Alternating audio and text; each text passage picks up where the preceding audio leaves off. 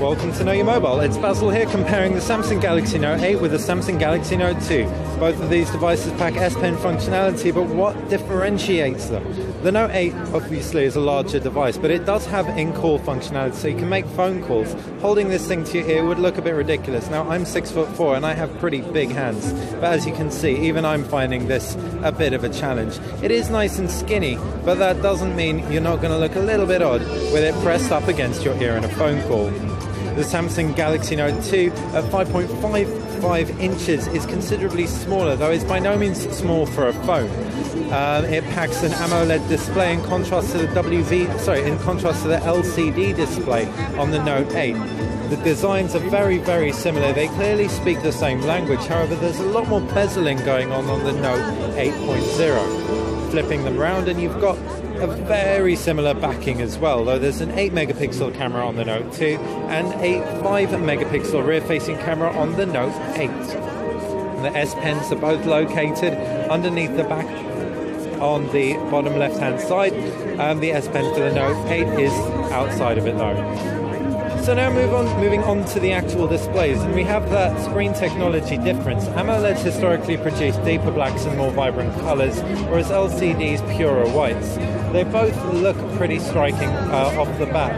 However, we do notice that the Galaxy Note 8 looks brighter without a shadow of a doubt. What you can also tell if we hold them side by side is the Note 2 does pack a higher PPI, so you will be able to make out pixels on the Note 8 a little bit easier. PPI, by the way, is pixels per inch.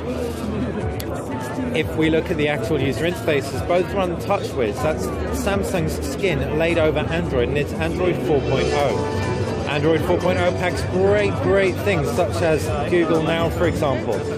Not to mention all the fantastic ice cream sandwich integration that we loved, such as swiping things out of the way, and the new multitasking system. TouchWiz supplements this with a whole host of enhancements, including if you put a phone to your ear while in a contact, for example, it'll ring straight through to them. It's very heavy. It's like going to slow down the experience slightly after a while when compared to stock Android. But with a 1.6 gigahertz quad-core processor in there, we don't think it'll take too much away from the experience altogether. As far as the cameras go, as we said, there's a 5 megapixel rear-facing camera, but it's a front-facing 1.3 megapixel camera on both. In terms of the processors, both have 2 gigabytes of RAM to complement those 1.6 gigahertz quad-core Exynos 4s, and there is a 3300 milliamp battery in the Note 2, whereas there's a 4600 milliamp battery in the Samsung Galaxy Note 8. All in all, we're tentatively impressed by the Note 8. It looks good. It's a slim, skinny device. Is there a place for it in the market, especially considering it makes phone calls and is therefore going to be quite a bit more expensive than most phones out there?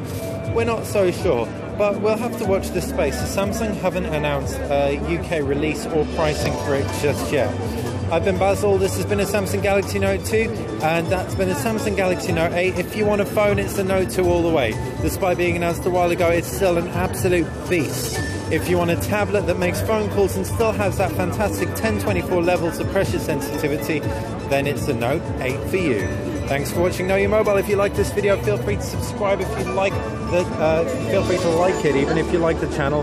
You know what to do, just subscribe.